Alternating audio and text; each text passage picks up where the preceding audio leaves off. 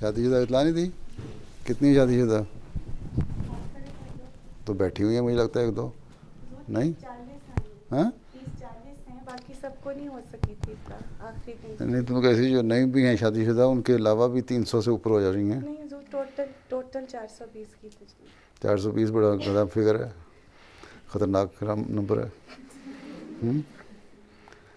تو ان کو نکال دو تو پھر کیا بنتا ہے؟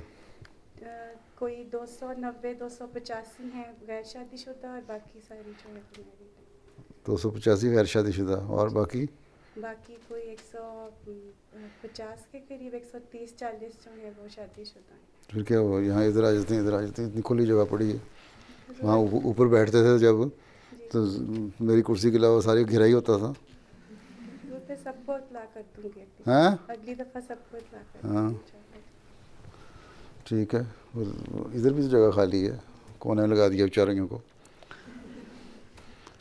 اچھا مائلہ نصیر تلاوت. اعوذ باللہ من الشیطان الرجیم بسم اللہ الرحمن الرحیم والذین اذا ذکروا بآیات ربهم لم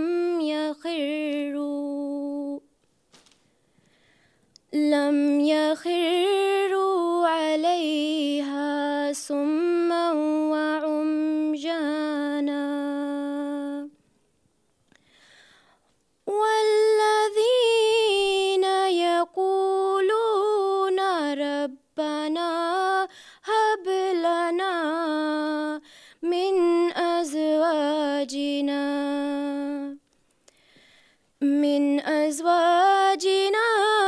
وذریاتنا قرة اعین واجعلنا للمتقین اماما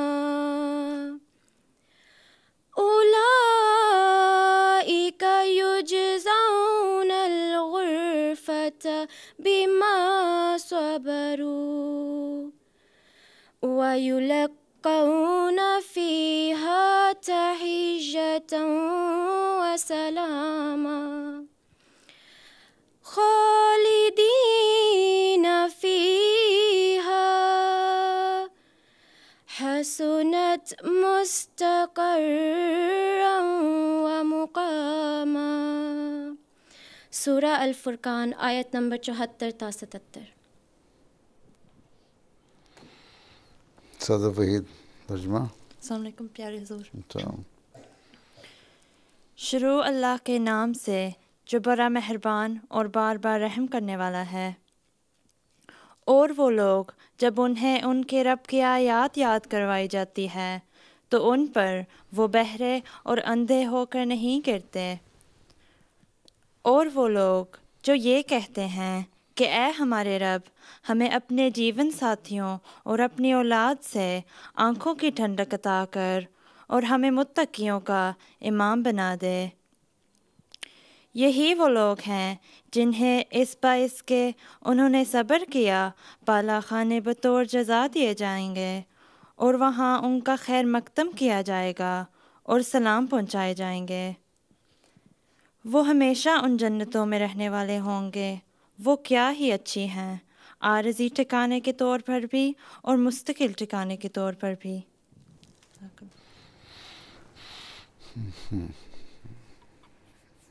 ادیبہ طاہر حدیث. السلام علیکم حضور. وعلیکم السلام.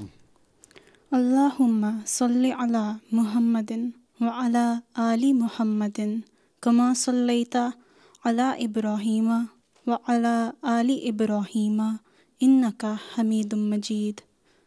اللہم بارک علی محمد وعلی آل محمد کما بارکت علی ابراہیم وعلی آل ابراہیم انک حمید مجید.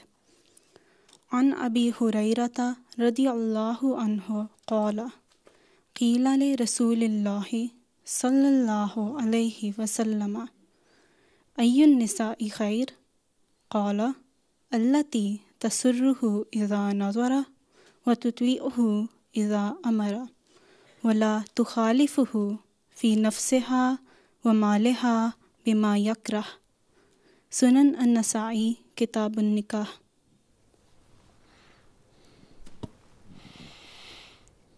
خلت السلام علیکم پیارا حضور۔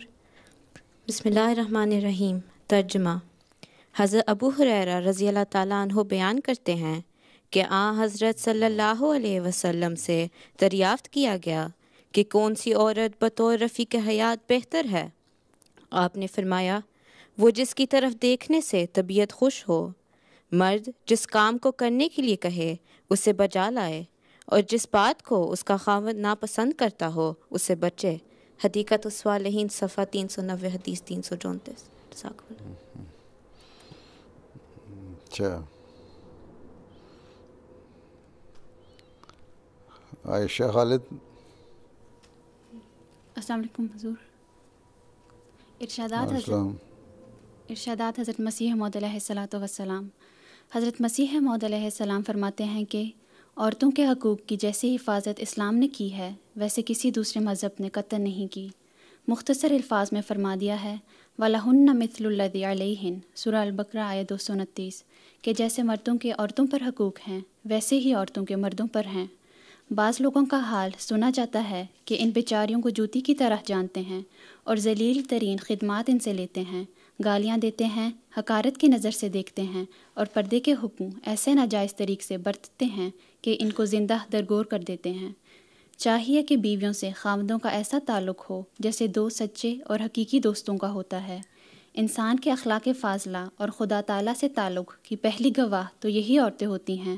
اگر انہی سے اس کے تعلقات اچھے نہیں ہیں تو پھر کس طرح ممکن ہے کہ خدا تعالیٰ سے صلح ہو؟ رسول اللہ صلی اللہ علیہ وسلم نے فرمایا ہے خیرکم خیرکم لأہلہ، تم میں سے وہ اچھا ہے جو اپنے اہل کے لیے اچھا ہے۔ ملفوظات جلد 5 صفحہ 417 تا 418۔ جزاک۔ ختم ہو گیا؟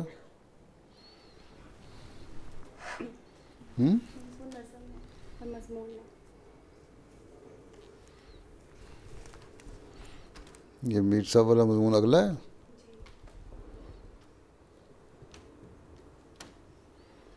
اچھا چلو پھر فائزہ مرزا نظم پڑھ دو۔ السلام علیکم سر۔ اچھا نہیں ہے نظم پڑھنے والی؟ جی اچھا چلو پھر ٹھیک۔ انگلش میں پڑھنی ہے؟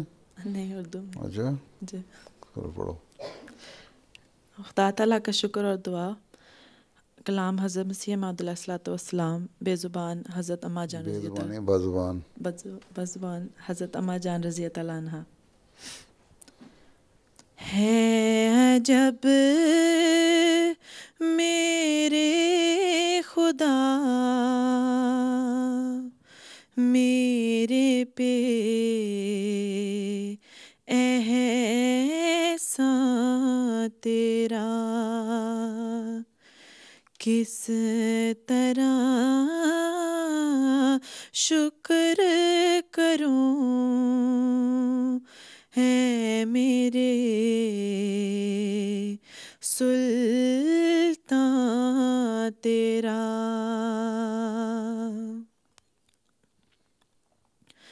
تخت پر شاہی کے ہے مجھ کو بٹھایا تو نے، دین و دنیا میں ہوا مجھ پہ ہے احسان تیرا۔ چن لیا تو نے مجھے اپنے مسیحا کے لیے، چن لیا تو نے مجھے اپنے مسیحا کے لیے سب سے پہلے یہ کرم ہے میرے جانا تیرا، سب سے پہلے یہ کرم ہے میرے جانا تیرا۔ کس کے دل میں یہ راد تھے، یہ تھی کس کو خبر، کون کہتا تھا کہ یہ بخت ہے رخشاں تیرا، پر میرے پیارے یہی کام تیرے ہوتے ہیں،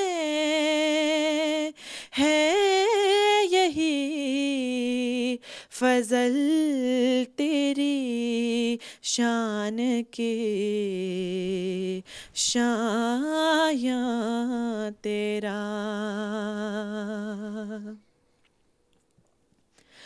میری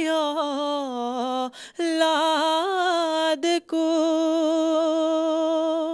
تو ایسی ہی کر دے پیارے، دیکھ لیں آنکھ سے وہ چہرائے تاباں تیرا،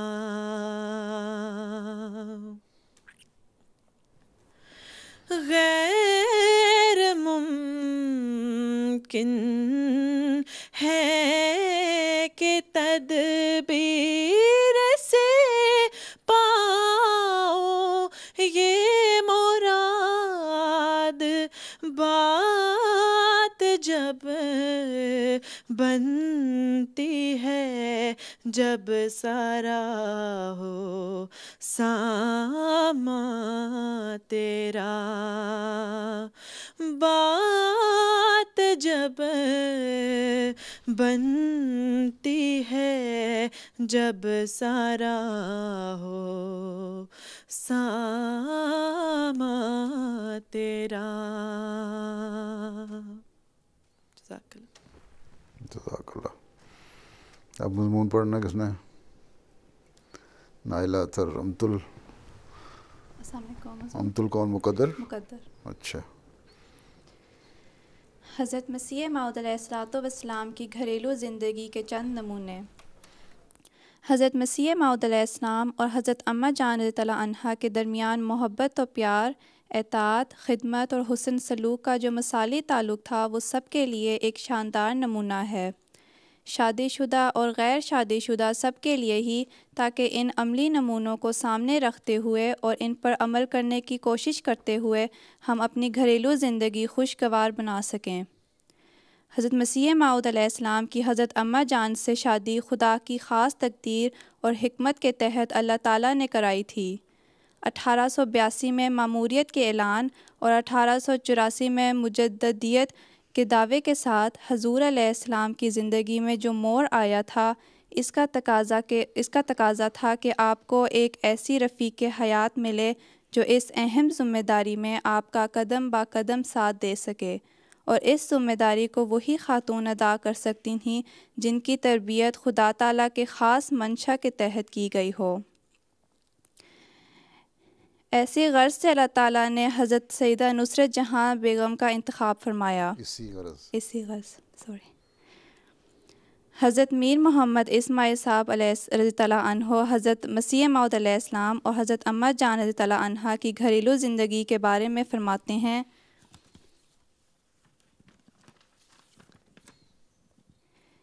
میں نے اپنے ہوش میں نہ کبھی حضور علیہ السلام کو حضرت ام المومنین سے ناراض دیکھا نہ سنا، بلکہ ہمیشہ وہ حالت دیکھی جو ایک آئیڈیل جوڑے کی ہونی چاہیے۔ سیرت حضرت سیدہ نصرت جہاں بیگم صاحبہ رضی اللہ عنہا، صفحہ 231۔ انبیاء علیہم السلام کی زندگی کا ایک نمایاں پہلو یہ ہوتا ہے کہ ان کا ہر فعل اور ہر قول خدا کے حکم اور خدا کے منشا کے مطابق اور ماتحت ہوتا ہے۔ یہی کیفیت حضرت مسیح موعود علیہ السلام کی ہے۔ چنانچہ بیوی کے ساتھ تعلقات کا ذکر کرتے ہوئے حضور فرماتے ہیں، ہمیں تو کمال بے شرمی معلوم ہوتی ہے کہ مرد ہو کر عورت سے جنگ کریں۔ ہم کو خدا نے مرد بنایا اور یہ در حقیقت ہم پر تمام نعمت ہے۔ اس کا شکر یہ ہے کہ عورتوں سے لطف اور نرمی کا برتاؤ کریں۔ سیرت حضرت مسیح موعود علیہ السلام، صفحہ 400 از یعقوب علی عرفانی۔ ایک چھوٹا سا واقعہ ہے، بظاہر بہت معمولی ہے، لیکن اگر ہم میں سے ہر ایک اس واقعے میں بیان شدہ حضور کے نمونے پر چلنے کی کوشش کرے تو ہمارے عالی تعلقات ہمیشہ خوشگوار رہیں۔ حضرت اماں جان رضی اللہ عنہا نے خود یہ واقعہ بیان فرمایا ہے۔ آپ فرماتی ہیں، میں پہل جب دہلی سے آئی تو مجھے معلوم ہوا کہ حضرت مسیح موعود علیہ السلام گڑ کے میٹھے چاول پسند فرماتے ہیں۔ چنانچہ میں نے بہت شوق اور اہتمام سے میٹھے چاول پکانے کا انتظام کیا، تھوڑے سے چاول منگوائے اور اس میں 4 گنا گڑ ڈال دیا، سو وہ بالکل رابسی بن گئی۔ جب پتیلی چولہے سے اتاری اور چاول برتن میں نکالے تو دیکھ کر سخت رنج اور صدمہ ہوا کہ یہ تو خراب ہو گئے۔ ادھر کھانے کا وقت ہو گیا تھا، حیران تھی کہ اب کیا کروں۔ اتنے میں حضرت صاحب علیہ السلام آ گئے۔ میرے چہرے کو دیکھا جو رنج اور صدمہ سے رونے والوں کا سا بنا ہوا تھا۔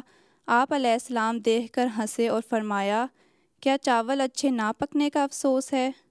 پھر فرمایا، نہیں، یہ تو بہت اچھے ہیں، میرے مزاج کے مطابق پکے ہیں، ایسے زیادہ گڑ والے ہی تو مجھے پسندیدہ ہیں۔ یہ تو بہت ہی اچھے ہیں، اور پھر بہت خوش ہو کر کھائے۔ حضرت ام المومنین فرماتی ہیں کہ حضرت صاحب نے مجھے خوش کرنے کی اتنی باتیں کہیں کہ میرا دل بھی خوش ہو گیا۔ سیرت حضرت سیدہ نصرت جہاں بیگم صاحبہ رضی اللہ عنہا، صفحہ 225 تا 226۔ ہر زمانے کی اپنے رسم و رواج ہوتے ہیں۔ حضرت مسیح موعود علیہ السلام کے زمانے میں بھی غیر لوگوں کے سامنے میاں بیوی کا ایک دوسرے سے بات کرنا بھی اچھا نہیں سمجھا جاتا تھا۔ اسی طرح تو بہت ہی برا سمجھا جاتا تھا کہ خاوند اور بیوی اکٹھے غیروں کے سامنے ملے چلے پھریں۔ عام طور پر دستور یہ تھا کہ پبلک جگہوں پر عورتوں کو ایک طرف بٹھا دیا جاتا تھا، لیکن اس زمانے میں بھی حضرت مسیح موعود علیہ السلام کا طریق بالکل مختلف تھا۔ چنانچہ سیرت المہدی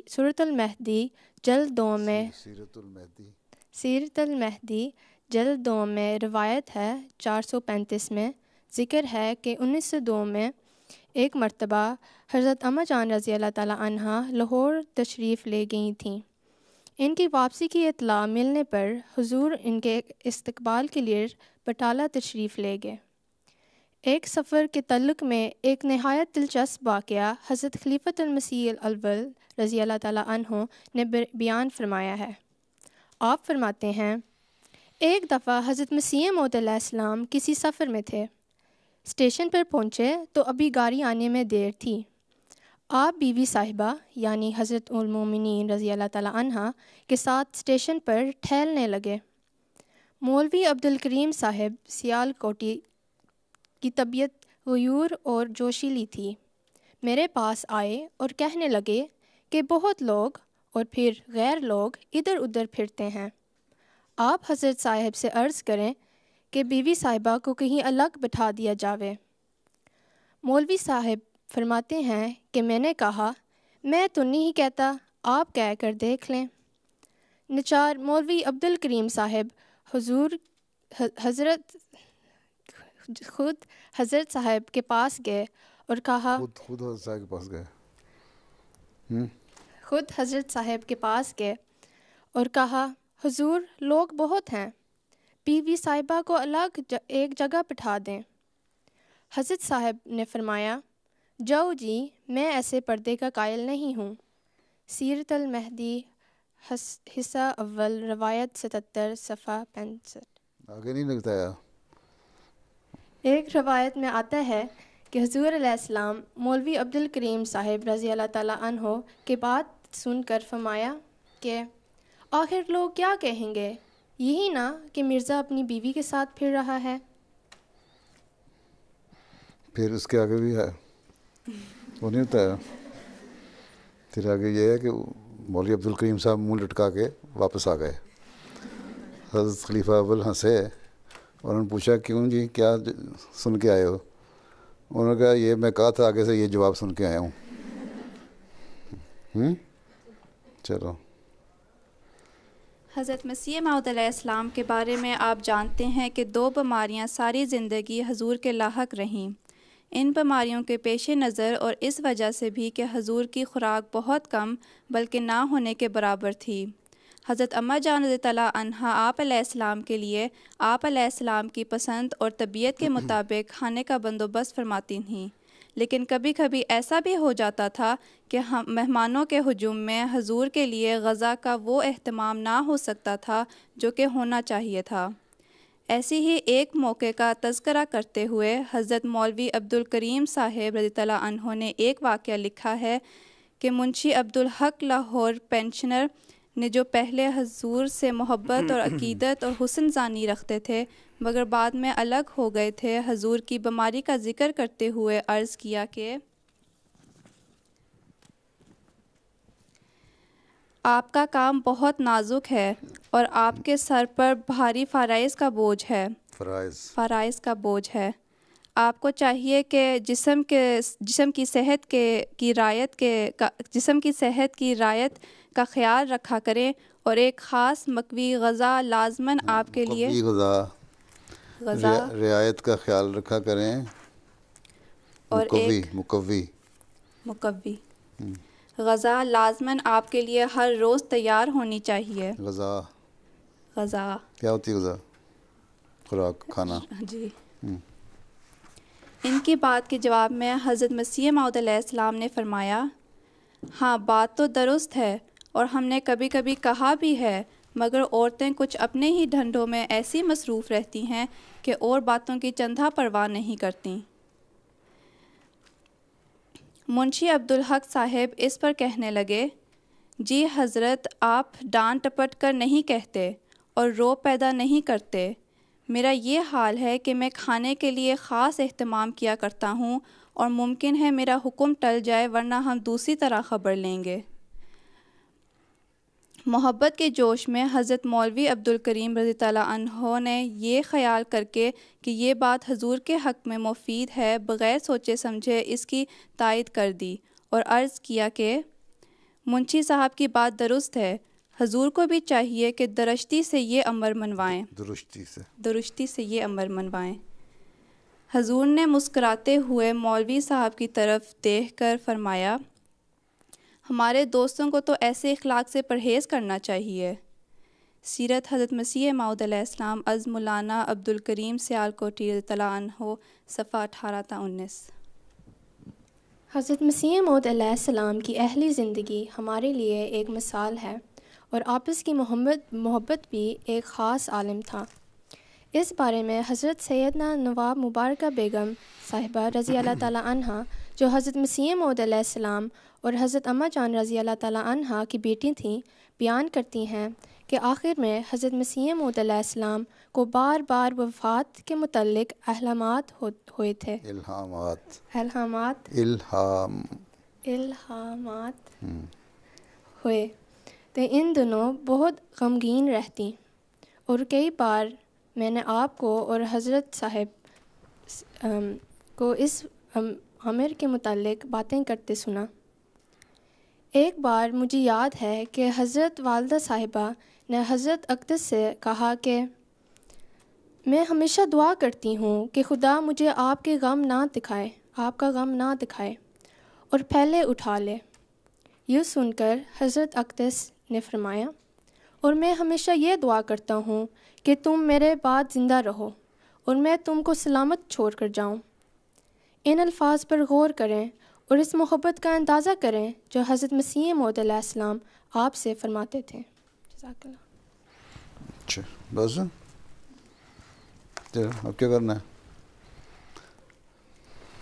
چلو بتاؤ اب کیا کرنا ہے؟ کسی کے سوال؟ مائکرو فون لے کے بتاؤ۔ حضور میں نے آپ سے السلام علیکم پیارے حضور، میں نے آپ سے 2 کویشچن پوچھنے تھے۔ اچھا چلو پہلے ایک تو پوچھو۔ اچھا کل جو الیکشن کیمپین تھا ٹریسا میں آئی تھی بیت الفتوح کے اندر، تو وہاں پہ ایک احمدی عورت نے اس سے سوال کیا تھا کہ آپ کہ مسلم وومن کو آپ انکریج کریں گے کہ آپ کے پارلیمنٹ کا حصہ بنے، تو اس نے کہا جی ہم تو کریں گے، اور ایک الیکشن جیتنے کی کوشش بھی کر رہی ہے ایک مسلم وومن، تو آپ انکریج کریں گے احمدی مسلم وومن کو پولیٹکس میں جانے کے لیے؟ چلی جائے پر وقف نو کو نہیں کروں گا۔ اچھا ٹھیک ہے جی، اپنے انٹرسٹ کے لیے نہیں ویسے پوچھا تھا۔ اچھا جی پولیٹکس میں جہاں تک یہاں اجازت ہے تو جائیں بے شک، اور وہ کون سی پہلے ایک اس سے پیچھے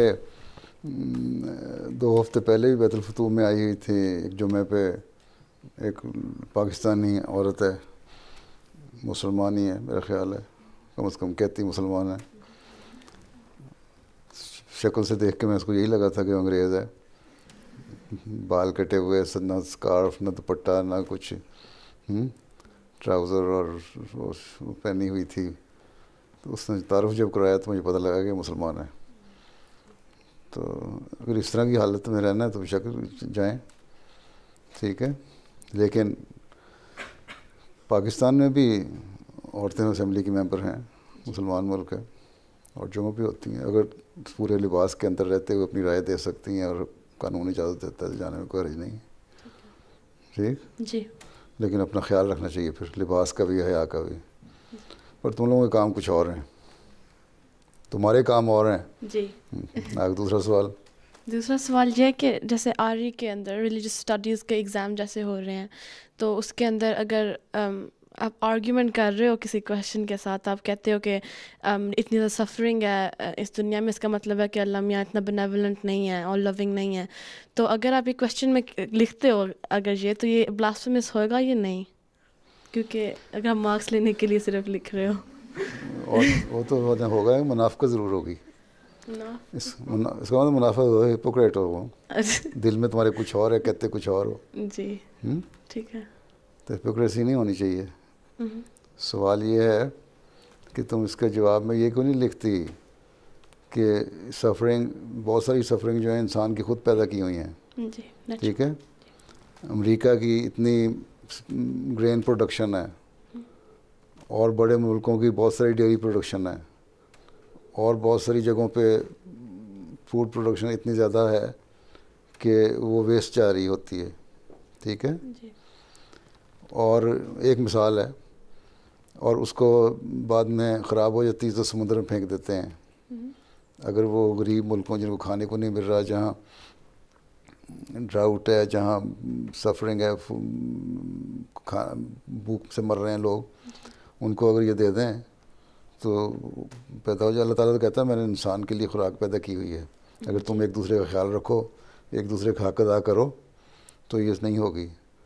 اور اسی لیے اللہ تعالیٰ نے فرمایا قرآن شریف میں بھی کہ یتیموں کا خیال رکھو، بھوکوں کا خیال رکھو، جو سفرنگ انسانیت ہے، سفر کر رہی انسانیت، اس کا خیال رکھو، اور اگر نہیں رکھو گے تو میں سزا دوں گا۔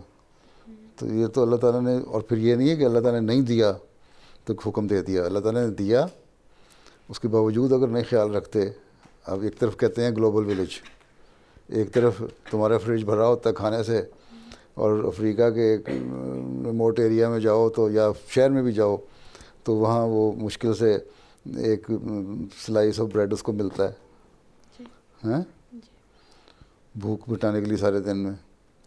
تو اگر خیال رہے سفرنگ کو دور کرنے کا تو آرگنائز ہو کے سب کچھ کیا جا سکتا ہے۔ جہاں مارنے کے لیے تو پہنچ جاتا ہے فوراً امریکہ اور یورپ اور فرانس ہیں، زندہ کرنے کے لیے کوئی نہیں پہنچتا، ٹھیک۔ جی.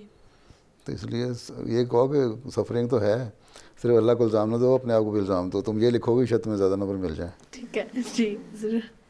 جزاک اللہ.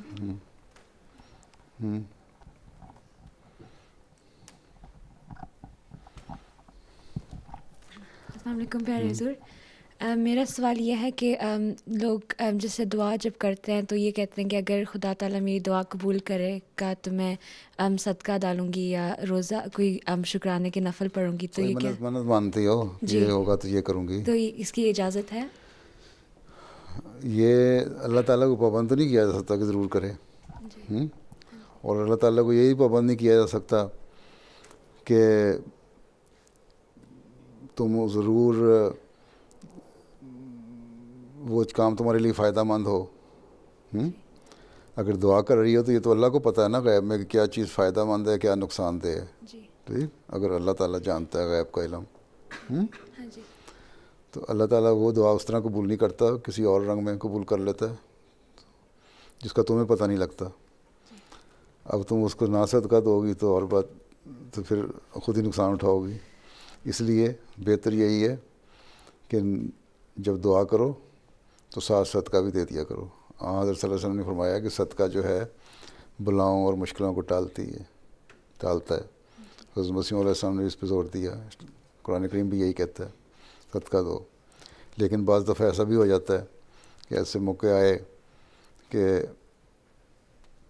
حضرت مسیح علیہ السلام کے زمانے میں ہی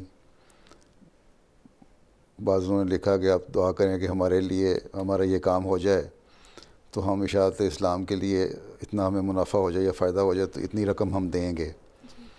تو حضرت مسیح علیہ السلام نے ان کے لیے دعا کی اور کہ اس کے بعد اس کا ذکر بھی کیا کہ ان کے لیے خاص طور پر میں نے اس لیے دعا کی کہ اللہ تعالیٰ کام ہو جائے اور ان کا کوئی فائنانشیل پرابلم تھا وہ حل ہونا تھا وہ ہو جائے، ان کو پروفٹ مل جائے یا جو بھی ان کی چیزیں ملنی تھیں مل جائیں.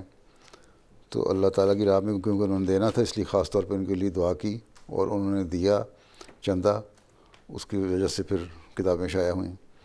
تو اس لحاظ سے اگر کرو تو ٹھیک ہے، لیکن اگر اس لحاظ سے کنڈیشنل دعا کرو کہ اللہ تعالیٰ یہ میرا کام کرے گا تو دوں گی نہیں تو نہیں دوں گی، تو اللہ میاں کہے گا نہیں دیتی نہ جاؤ اس کو تمہاری ضرورت نہیں، تمہیں اس کی ضرورت ہے.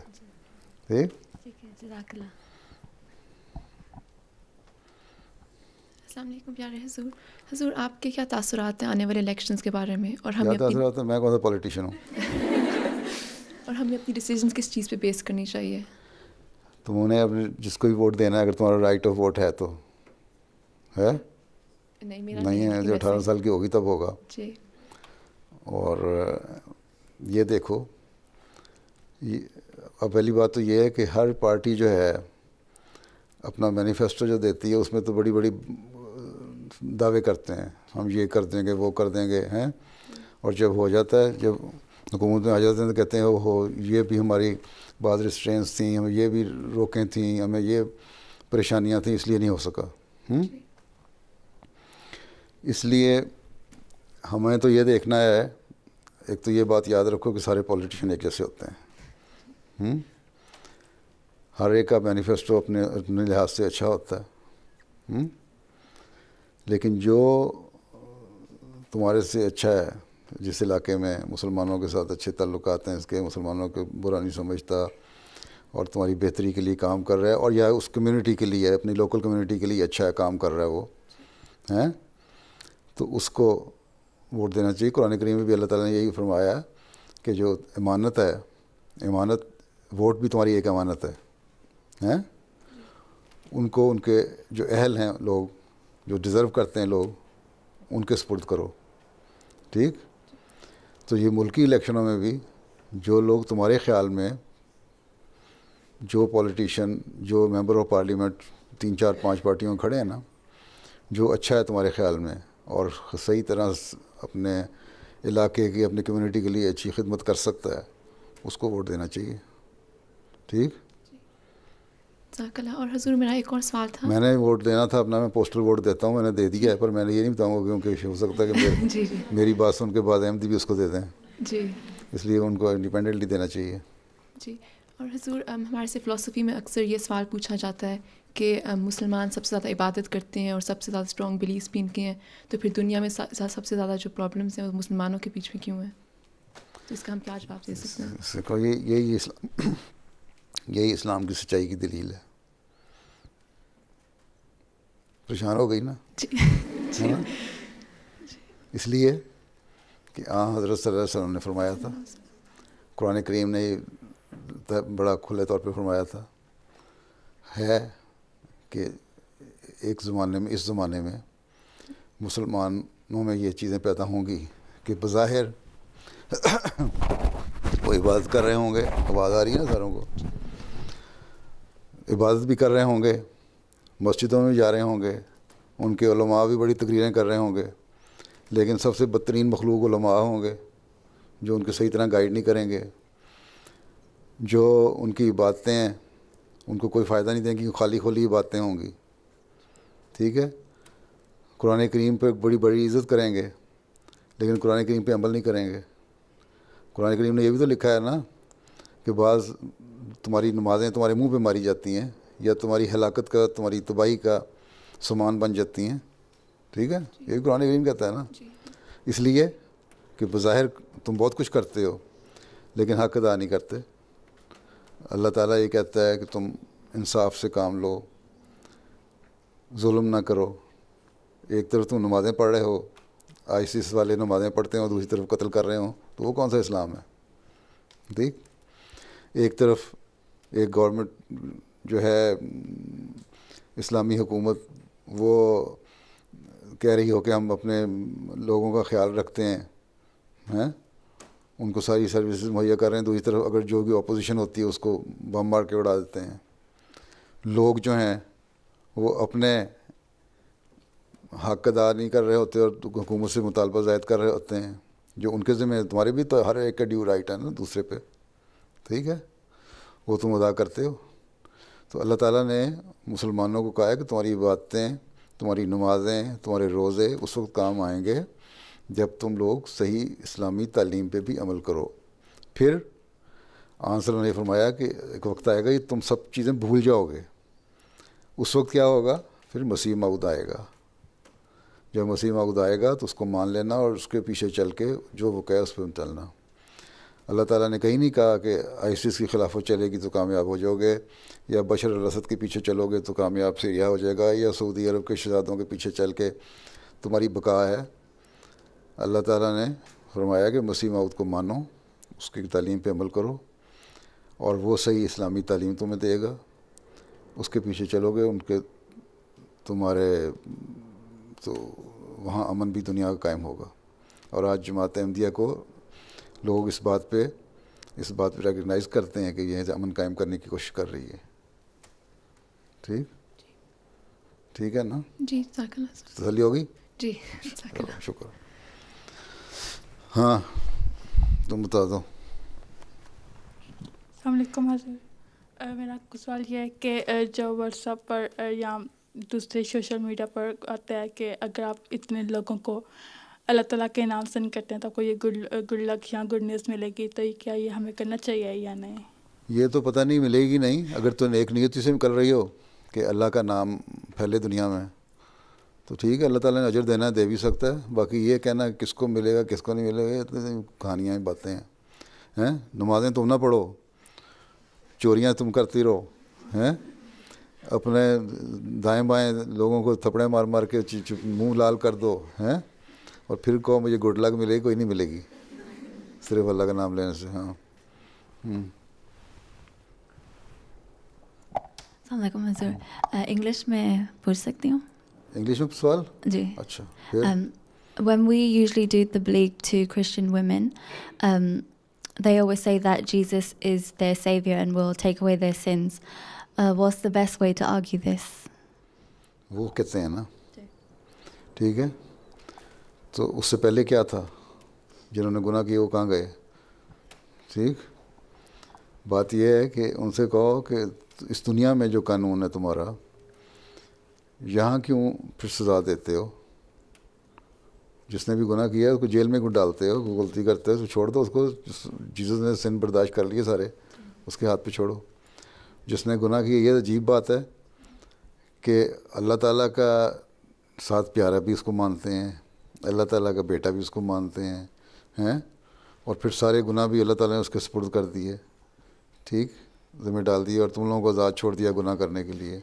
یہ تو کوئی انصاف نہیں, ہماری عقل نہیں اس کو مان سکتی. میں نے پوچھنا تھا کہ حدیث میں فرمایا گیا ہے کہ مرد کے لیے سب سے بہترین رفیق حیات کون ہے, تو میں نے پوچھنا تھا کہ لڑکیوں کے لیے سب سے بہترین رفیق حیات کون ہے؟ جو عورتوں کے لیے جس طرح مردوں کو کہا ہے تو لڑکیاں بھی اسی طرح دیکھیں نا. اگر یہ اللہ تعالیٰ نے فرمایا کہ جب تم رشتہ تلاش کرو کہ تم 4 چیزیں تم دیکھتے ہو, تم کسی کا خاندان دیکھتے ہو, تم کسی کا دیکھتے ہو کہ دولت اس کے پاس کتنی ہے, پیسہ کتنا ہے, امیر ہے کہ غریب ہے, تم یہ دیکھتے ہو کہ اس کی شکل کیسی ہے, اور تم یہ دیکھ سکتے ہو اس کا دین کیسا ہے, ٹھیک. تو سب سے اچھی چیز جو ہے تم دیکھو تو وہ یہی ہے نا کہ دین دیکھو. یہی کہہ رہا ہے نا, یہی سوال ہے نا تمہارا, ہے نا, اسی کی بنیاد پہ رہی ہے نا سوال. اچھا, اب جو مرد کے لیے ہے کہ دیندار دیکھو, تو مردوں کو میں کہا کرتا ہوں, میں خود میں بھی کہہ چکا ہوں کہ صرف دیندار عورت ہونا ضروری نہیں, تمہارا بھی دیندار ہونا ضروری ہے. ایک دیندار لڑکی, اگر لڑکا بدماش ہے تو اس کو کیا ضرورت ہے اس لڑکے سے بیاہی جائے. اس لیے مردوں کو بھی دیندار بننا پڑے گا. اس میں یہ بھی حکم ہے کہ جب تم دیکھو دیندار لڑکی دیکھو تو خود بھی دیندار بنو. آپ تو تم کرتے رہو عیاشیاں اور لڑکیوں کو آپ نیک رہو, یہ تو نہیں ہو سکتا, ٹھیک ہے. اس لیے تم لوگ وہی دیکھو جو نیک ہو, ٹھیک ہے. جو نیک نہیں ہے اسے نہ کرو. اچھا, وہ آخر والی بیٹھی کیا کہتی ہے, پیچھے بھیجو.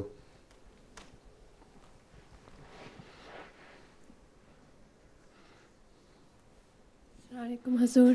ایک تو میں نے آپ کا حال پوچھنا تھا. اچھا, کافی دیر بیمار تو نہیں, کافی دیر پچھلے دنوں میں سنا تھا آپ کے الرجیز. جی اچھا, پھر حال ٹھیک ہے, اللہ کا فضل ہے. میں نے داڑھ نکلوائی تھی اس لیے میں بول نہیں سکتا تھا 2 دن 4 دن, اس لیے. اچھا, اور الحمد للہ. اور 2 میرے سوال ہیں. ایک میرا سوال یہ ہے کہ پڑھنے میں آتا ہے کہ اگر ماں باپ, اگر جب لڑکے کی شادی ہو جاتی ہے اور ماں باپ اگر کہیں لڑکے کو کہ بیوی کو چھوڑ دو تو اس کو چھوڑ دینا چاہیے. تو یہ میں نے جی ایکسٹریکٹس میں جماعت کی بکس میں ہے. تو آپ کا کیا اس بارے میں بھی, اور کتنی ایکسٹینٹ تک جا کے پھر کہ اسی ٹائم چھوڑ دینا چاہیے؟ یا ایسی لڑکیاں جو بالکل ہی خیال نہیں رکھتی, اور پھر جو آتا ہے واقعہ حضرت ابراہیم کا آتا ہے, انہوں نے کہا اول تو باپوں کو اگر اجازت دیتا ہے اللہ تعالیٰ, اس لیے کہ وہ سوچ سمجھ کر مرد کچھ فیصلہ کرواتے ہیں, ٹھیک. اور اس پہ بھی یہ نہیں ہے کہ آج اٹھے اور اپنی مرضی سے ہوا, دین دیکھنا چاہیے.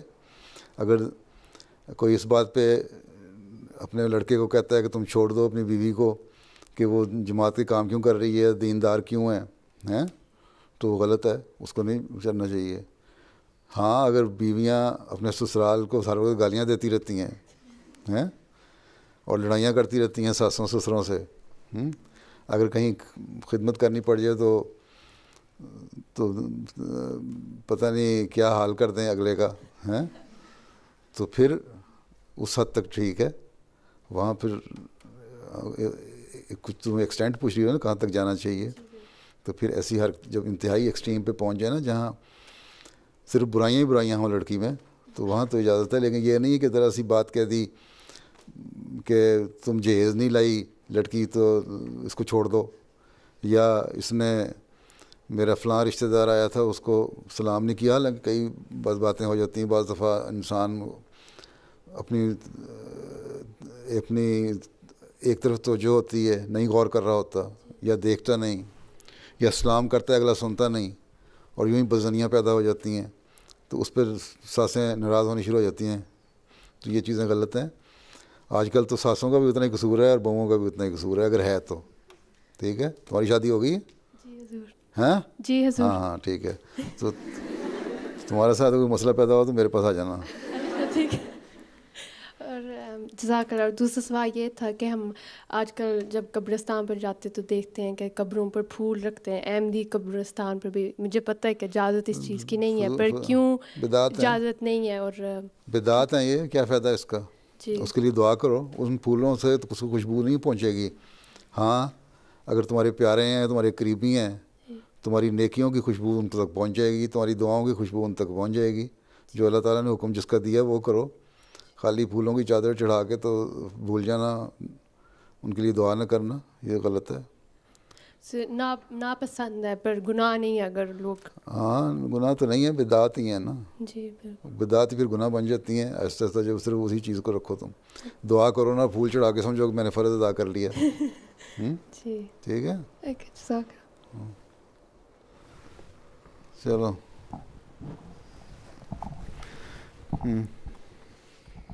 جلدی سے.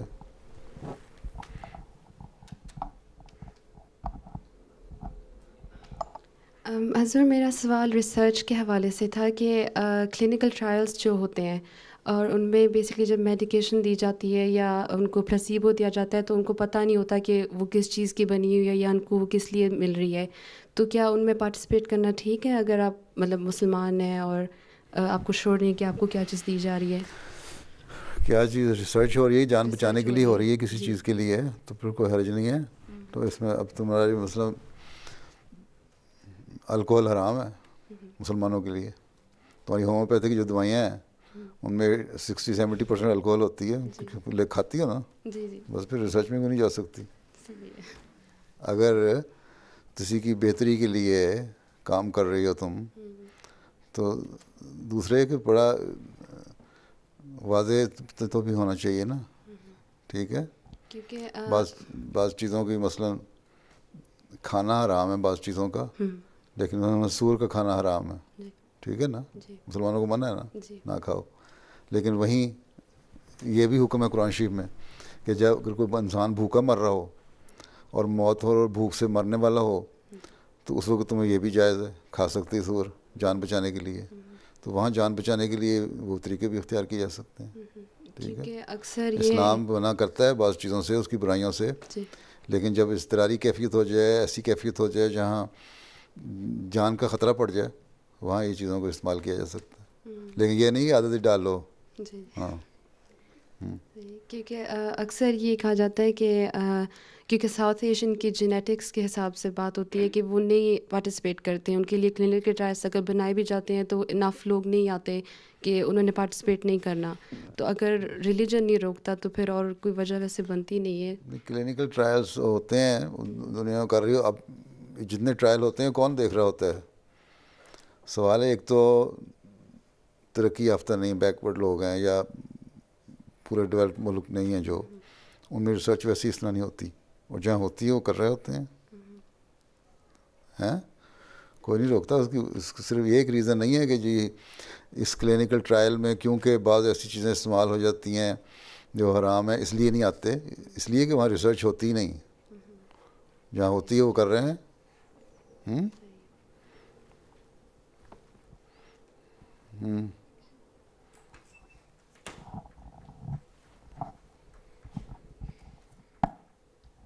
السلام علیکم حضور. میرا سوال یہ تھا کہ جب حضرت عیسیٰ علیہ السلام انڈیا گئے تھے تو پھر انہوں نے وہاں کیوں نہیں اعلان کیا کہ میں اوپر نہیں چلے گیا, میں زندہ ہی ہوں؟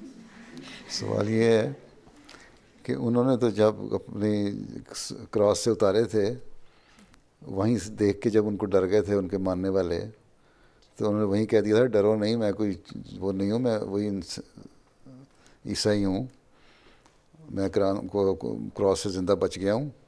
اور اس کے بعد پھر اس پہ ان کی ٹریٹمنٹ ہوئی, وہ آئنٹمنٹ لگائی گئی اور پھر اس کے بعد ٹھیک ہو گئے, کیور ہوئی, پھر کچھ دنوں کے بعد وہاں سے چلے گئے. ٹھیک ہے, انہوں نے تو وہیں کہہ دیا تھا کہ میں وہی انسان ہوں جو کراس سے اتارا گیا. ٹھیک ہے, ان کو بتا دیا. پھر جب کشمیر آ گئے, تمہارا سوال یہ کشمیر آ گئے تو وہاں کیوں بتا دیا؟ وہاں تو پتہ ہی نہیں تھا ان کو, کیا پتا تھا کراس پہ چڑھا کے آئے تھے کہ نہیں. اس کو یہاں اس وقت ٹیلی ویژن اور انٹرنیٹ اور واٹس ایپ تو نہیں تھا نا, کہ فوراً دے دیا میسج کہ عیسیٰ علیہ السلام کراس سے اتار دیا ہے اور آسمان پہ نہیں چڑھے یا چڑھ گئے ہیں, کسی نے نہیں نا کہا. تو جن کو ضرورت ہی نہیں تھی کہنے کی, جو سوال اٹھا ہی نہیں تھا, وہ سوال تو بعد میں اٹھا. سوال تو کئی 100 سال بعد جب عیسائیت خراب ہونے شروع ہو گئی تو اس وقت سوال یہ اٹھے نا کہ آسمان پہ چڑھے ہیں کہ نہیں چڑھے, اور کیا ہوا اور کیا نہیں ہوا. یہ ساری عیسائیت بگاڑی ہوئی تو پولوس کی ہے نا, جو پال جسے کہتے ہیں, تو اس نے بگاڑی. ان کو کشمیریوں کی کیا ضرورت تھی بتانے کی اس وقت ہیں. اس وقت سوال اٹھا ہی نہیں تھا, جس سوال کا اٹھا ہی نہیں تھا وہ کیوں بتایا جائے ہیں. ٹھیک ہے جی ٹھیک ہے, جزاک اللہ. حضور میں نے پوچھنا تھا کہ وہ جو اسٹیل سیم ریسرچ وغیرہ ہوتی ہے جو آرگنز بنا کے ٹرانسپلانٹ کرتے ہیں, وہ ہم کر سکتے ہیں کہ نہیں؟ میں کر سکتے ہیں, بڑی اچھی بات ہے, کرو.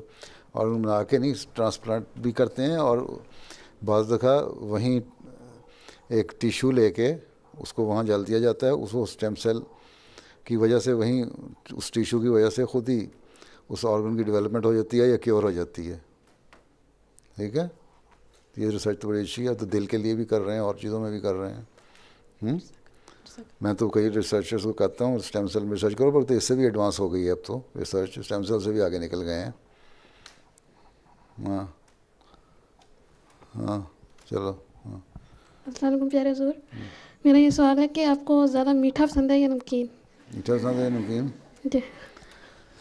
اگر موٹا ہونا ہے تو میٹھا زیادہ کھایا کرو ہیں, جو ہر چیز میں بیلنس ہونا چاہیے ہیں.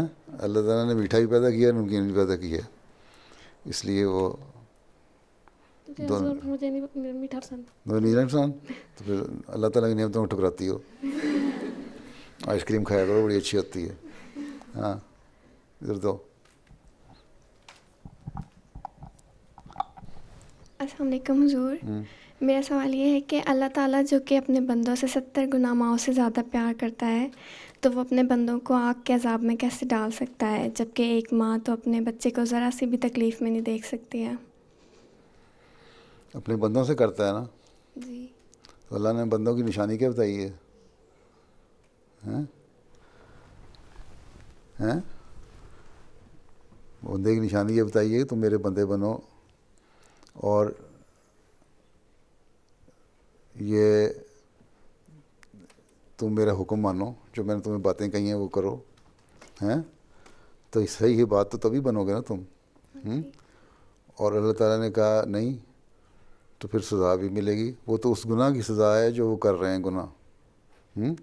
اب تم ایک شخص کو بلا وجہ قتل کر دو, اپنی ساتھ بیٹھی لڑکی کو ہیں, اور تم کہو کہ اللہ تعالیٰ مجھے بڑا مہربان ہے, معاف کر دے گا. ٹھیک ہے, مہربان ہے, اللہ تعالیٰ معاف کر دیتا ہے, لیکن ظاہر ہے وہ سزا تو ملے گی نا. لیکن اللہ کی مہربانی یہ ہے کہ انسان بہت گناہ کرتا ہے, ایک ساری عمر زندگی میں گناہ کرتا رہتا ہے انسان. اللہ تعالیٰ اس کو بھی معاف کر دیتا ہے, اور اگر جہنم میں ڈالتا بھی ہے تو اللہ تعالیٰ نے یہ بھی فرمایا کہ ایک وقت آئے گا جہنم خالی ہو جائے گی, سب لوگ جنت میں چلے جائیں گے. یہ مہربانی ہے نا, رحم ہی ہے نا اس کا جو نکال دیا. کہ بندے نے 100 قتل کیے, اس کو بھی اللہ تعالیٰ نے معاف کر دیا. اللہ تعالیٰ کی بات کوئی نہیں مانتا. اللہ تعالیٰ کہتا ہے شرک کرنا بہت بڑا ظلم ہے, لیکن اس کو میں معاف نہیں کروں گا. ان لوگوں سے بھی کہتا ہے جہنم میں رکھوں گا, کچھ دیر سزا دوں گا, جو سزا کا پیریڈ ہے ٹھیک ہے وہ گزارے جتنا بھی ہے کسی کے لیے, اس کے بعد جنت میں چلے جاؤ گے. ٹھیک, تو یہ مہربانی نہیں اللہ کی. جی مہربانی ہے. بس پھر اب یہ تو نہیں بیٹھے بیٹھے تم اگلی گردن کاٹ دو پھر کہو مجھے کچھ بھی نہ ملے ہو. ٹھیک ہے, جزاک اللہ. آگے نہیں تم نے کر لیا, پیچھے جانے دو, پیچھے پیچھے پیچھے تمہیں کرنا سوال کرنا ہے. جی اچھا کرو. السلام علیکم حضور. ایک کلاس میں آپ نے فرمایا تھا کسی کے سوال پوچھنے پہ کہ اگر کوئی عورت آگے ہاتھ بڑھا دیتی ہے تو ہم سلام کر سکتے ہیں, اس کا ہینڈ شیک کر سکتے ہیں. تو آپ نے فرمایا تھا کہ پہلے تو ان کو بتا دینا چاہیے, اگر پھر بھی وہ کرتے ہیں تو ان کو امبیرس نہیں کرنا چاہیے. تو یہ عورتوں کے لیے بھی یہی اپلائی ہوتا ہے؟ عورتوں کو تو نہیں اپلائی مردوں کو امبیرس بے شک کرتے پھرو, کوئی فرق نہیں پڑتا ہیں. ٹھیک ہے, آگے پیچھے چلیں تو. ہاں حضور میرا سوال پارٹیکلس کے بارے میں ہے. وے آف دا سیکر میں لکھا ہوا ہے کہ جیسے پارٹیکلس کے انیٹ مورلز ہیں, جیسے وہ کسی چیز کو اٹریکٹ کرتے ہیں یا ریپیل کرتے ہیں یا اسکرین کرتے ہیں, تو ہر پارٹیکل کے اندر اٹریکشن بلٹ ان ہے اللہ تعالیٰ کی طرف سے. تو میں کتاب پڑھ رہی تھی مظہر نامہ, اس کے اندر حضور نے فرمایا ہے کہ جب ہم دعا کرتے ہیں تو وہ اس طرح ہوتا ہے جیسے پوری دنیا کے پارٹیکلز یا ہر دنیا کی جس چیز بنی ہوئی ہے وہ اس پرسن کی طرف اٹریکٹ ہوتی ہے جو اسپرچلی, جس کا اسٹیٹس کافی ہائی ہو, مطلب کہ جو اللہ تعالیٰ کے قریب ہو اور وہ ٹرولی اسپرچل اور رائچس پرسن ہو. تو پوری دنیا کی جو ذرے ذرے ہیں وہ اس کی طرف کھنچنے لگتے ہیں. تو وہ انہوں نے دعا کے کانٹیکسٹ میں اس طرح بتایا کہ یہی فلسفی ہے دعا کی. تو آپ اس کی تھوڑی سی کلیریفیکیشن کر سکتے ہیں, کیونکہ یہ سوال تقریباً 4 سالوں سے میرے ذہن میں, جب ہم گلشن میں پارٹیکلس کی ریسرچ کر رہے تھے, اور دعا کا اس طرح اس کے ساتھ کیسے لنک ہے, اور جسٹ تھوڑی سی اس کے اوپر کلیریفیکیشن اگر تھوڑی سی نہیں ہو سکتی, بہت ساری کلیریفیکیشن کی ضرورت ہے, اتنے وقت میں نہیں ہو سکتی. لیکن دعا کرتی ہو تو دعا یہی ہے نا, جذب کرنا. ٹھیک ہے,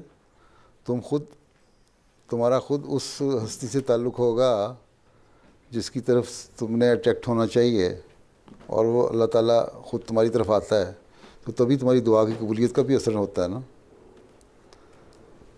2 ہستیاں ہیں نا, ایک تم دعا کرنے والا, ایک اللہ تعالیٰ جو قبول کرنے والا ہے. ٹھیک ہے, اب جو قبول کرنے والے, اب اس کے لیے بھی یہ چیز ہے کہ اس کی جو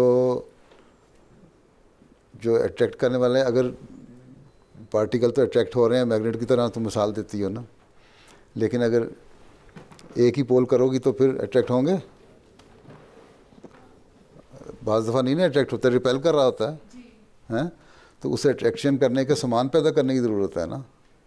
اس لیے اللہ تعالیٰ سے پہلے وہ تعلق تو پیدا کرو جب تمہاری دعاؤں میں وہ اثر پیدا ہو. اس لیے اللہ سے تعلق پیدا ہو. اس لیے اللہ تعالیٰ نے فرمایا کہ میرے راستے میں پہلے تم جہاد کرو, کوشش کرو, جب مجھے حاصل کر لو گے تو پھر تمہاری دعائیں اسی طرح قبول ہوتی جائیں گی, جس طرح ہر چیز میری طرف آتی جائے گی, جس طرح اٹریکٹ ہوتے ہیں پارٹیکل.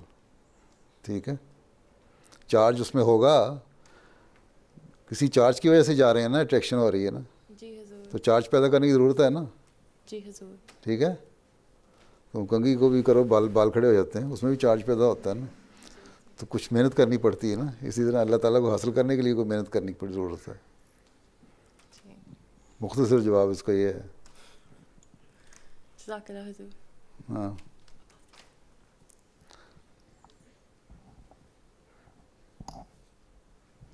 السلام علیکم پیارے حضور. میرا سوال یہ ہے کہ یہ کہا گیا ہے کہ اگلی زندگی ہمیشہ کے لیے, لیکن کب تک اس کا اینڈ کوئی ہے, مطلب کب تک جائے گی؟ جب جائیں گے تو پتہ لگے گا. یہ تو اللہ تعالیٰ نے فرمایا نا ہمیشہ کے لیے ہے. لیکن اب یہ بھی سوال اٹھتا ہے کہ ساتھ سوائے اللہ تعالیٰ کے ہر ایک چیز کو فنا بھی ہے, ہر ایک نے ختم بھی ہو جانا ہے. کب تک ہے وہ اللہ تعالیٰ بہتر جانتا ہے. لیکن اس میں انفینٹی, اور دوسرے حضرت مسیح علیہ السلام نے یہ بھی بتایا ہے کہ موت بھی ایک چینج ہے. فنا کیا ہے؟ فنا ایک چینج ہے. اس زندگی کو چھوڑ کے تمہاری روح جب دوسری زندگی میں جاتی ہے تو وہ ایک چینج ہے. اور وہاں جب تمہارے سٹیٹس میں فرق پڑتا جاتا ہے آہستہ آہستہ, تمہارے پیچھے لوگ دعائیں کرنے والے ہیں یا اللہ تعالیٰ کا اپنا رحم ہے جو تمہارے سٹیٹس کو اونچا کرتا جاتا ہے, وہ بھی ایک چینج ہے. تو جو ایک چینج ہو رہا ہے وہی موت ہے. ٹھیک ہے, ہر چینج جو ہے وہ فنا ہے. ٹھیک ہے, ٹھیک ہے, فنا کا کانسیپٹ یہ ہے کہ چینج ہونا. ہاں جی. ٹھیک, تو ہم ایسے بس رہ جائیں گے اوپر, مطلب کوئی تو روح چلی جائے گی, روح ہوگی, اور وہاں جسم یہ نہیں ہوگا. وہ پھر اللہ تعالیٰ اپنا ایک روحانی جسم دیتا ہے آگے جانے کے لیے, اور اس میں کیا ہوگا وہ اللہ بہتر جانتا ہے. جی, کوئی نہیں بتا سکتا. تو جانے والے نے واپس آ کے نہیں بتایا کیا ہو رہا ہے. یہ ضرور بتا دیتے ہیں کہ ہم بڑے خوش ہیں، جنت میں پھر رہے ہیں، خوابوں میں لوگ آ جاتے ہیں اپنے پیاروں کو. ہاں جی جی. ہاں السلام علیکم حضور. حضور اسلام میں نظر لگنے کا کیا کنسیپٹ ہے؟ نظر لگنے کا کانسیپٹ یہ ہے کہ جب تم نظر کسی سے حسد کرتے ہو، اس لیے قرآن شریف میں اللہ تعالیٰ نے دعا سکھائی من شر حاسد اذا حسد، کہ حسد کرنے والے کی جب وہ حسد کرتا ہے اس سے بچا. وہ حسد کرنے والا تمہیں نقصان پہنچانے کی کوشش کرتا ہے. تو یہ کہنا کہ اس نے نظر دیکھ لیا اور نظر لگا دی، تو وہ تو کوئی کانسیپٹ اس طرح کا نہیں ہے. ٹھیک ہے. ہاں یہ بھی حدیث میں آیا ہے کہ نظر لگتی ہے ماں کی اپنے بچے کو، ہیں، اور وہ کس طرح لگتی ہے کہ وہ جب بچے کی کھلا پلا رہی ہوتی ہے، دودھ پلا رہی ہوتی ہے، اس کی پرورش کر رہی ہوتی ہے، اس پہ اس کو خیال آتا ہے کہ میں کر رہی ہوں. تو اللہ تعالیٰ بتانے کے لیے تم نہیں کر رہی، بچے کو بیمار کر دیتا ہے. اس لیے تم ہمیشہ ماشاء اللہ لا قوت الا باللہ پڑھنا چاہیے. اس لیے تمہیں بھی حسد کی دعا سے بچنے کے لیے حسد کرو تاکہ تمہیں نقصان نہ پہنچائے. باقی یہ دیکھنا کہ یوں کر کے دیکھو گے وہ مسمرزم کر کے تم کسی کو نقصان پہنچا سکتے ہو، ہیں، لیکن یہ نہیں ہے کہ یوں کر کے دیکھا اس کے ہاتھ سے، تم نے دیکھا تو اتفاق سے اس کے ہاتھ سے کھانا کھا رہا تھا، لقمہ نیچے گر گیا، روٹی نیچے گری، وہ کہہ دے گا وہ تمہاری نظر لگ گئی. یہ بہانے ہیں. لیکن حضور جیسے کسی کی تعریف کرتے ہیں کہ اب اچھے لگے تو اس کے بعد بیمار ہو جاتا کوئی، تو اسی لیے ماشاء اللہ لا قوت الا باللہ پڑھ دینا چاہیے کہ اللہ تعالیٰ کا فضل ہے جو اس کو اچھا ہے، کسی کی صحت اچھی ہے. ہر چیز کو اللہ کے پر لے کے جانا چاہیے. قرآن شریف میں واقعہ آتا ہے نا کہ وہ کچھ تھے لوگ بڑے امیر، ان کی بڑی بڑی خوبصورت باغ تھے، فصلیں تھیں، ہیں، اور وہ اللہ تعالیٰ کی حمد نہیں کیا کرتے تھے، اس کی تعریف نہیں کیا کرتے تھے، اور اپنی جو اتنے بڑے بڑے ان کے جو فارم ہیں خوبصورت اور جو باغ ہیں، جو پھل ہیں، وہ سمجھتے تھے کہ ہماری کوشش سے ہوئے. اور اللہ تعالیٰ کی ثنا نہ کرنے کی وجہ سے ایک دن یہ ہوا کہ صبح اٹھ کے جب وہ اس کو ہارویسٹ کرنے کے لیے گئے، اپنی فصل کو جا رہے تھے، تو وہ کہتے تھے کہ ہم یہ ہو جائے گا آج، ہم اتنا کمائیں گے اتنا کمائیں گے. جب وہاں گئے تو دیکھا تو ہر چیز تباہ ہوئی پڑی تھی. رات کو طوفان آیا، آندھی آئی، ہر چیز ختم ہو گئی. اگر تو اللہ تعالیٰ کہتا ہے اگر تم اللہ تعالیٰ کی ثنا ماشاء اللہ کہتے اس پہ اور اللہ تعالیٰ کی طرف منسوب کرتے ہر چیز کو، تو یہ تباہی نہ ہوتی. ٹھیک.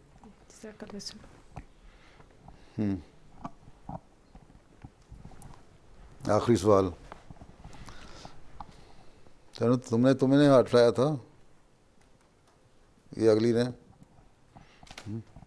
السلام علیکم حضور. کچھ لوگ کہتے ہیں کہ اگر اللہ تعالیٰ ایگزسٹ کرتا ہے تو پھر جو نیچرل ڈیزاسٹرز ہیں وہ کیوں نہیں روکتا؟ تو اس کا سوال ہے.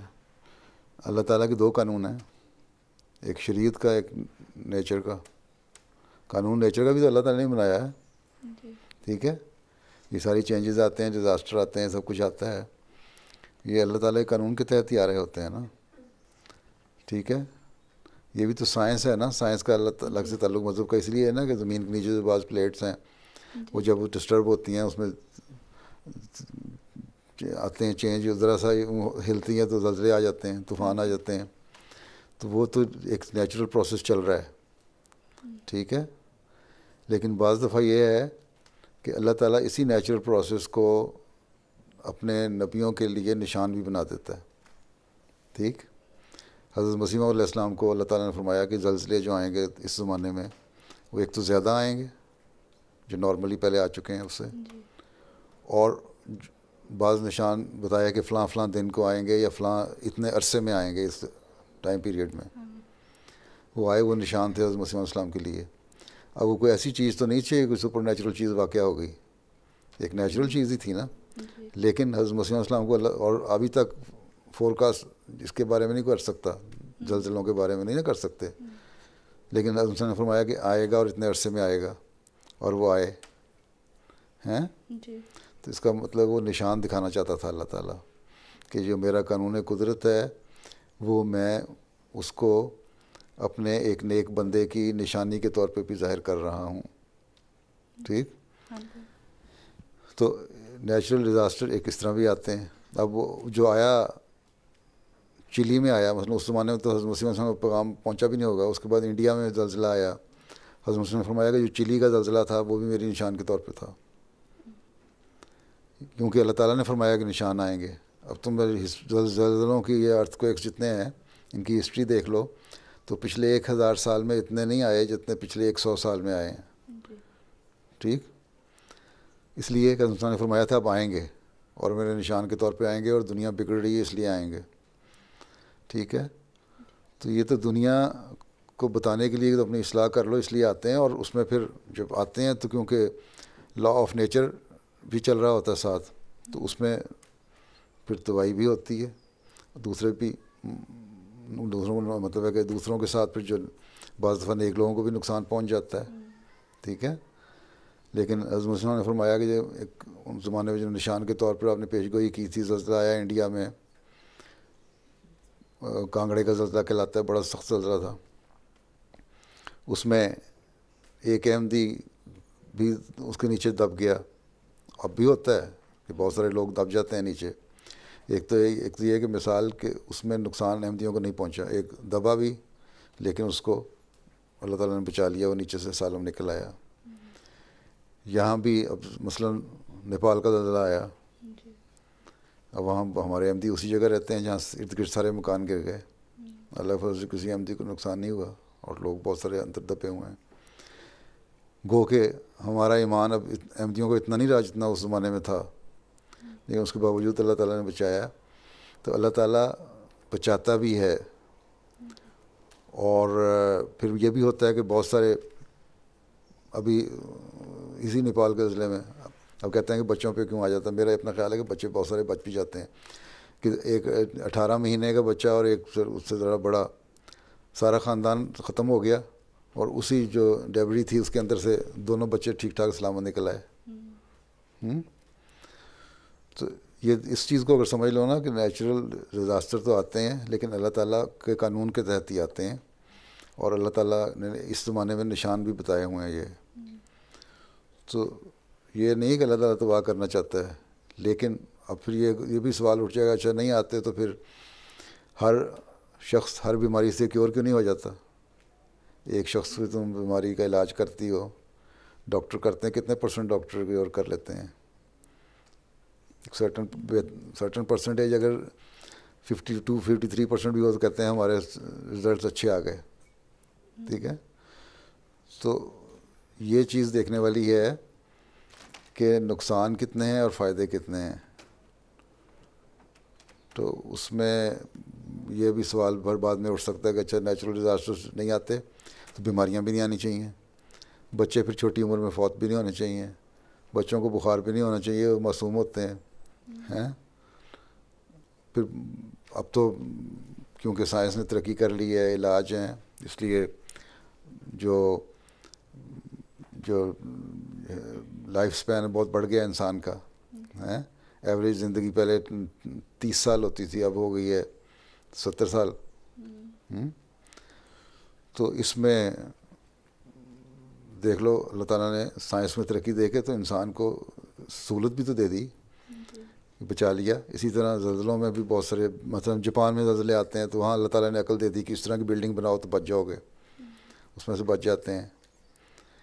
تو یہ چیزیں دونوں چیزوں کو الگ الگ رکھو.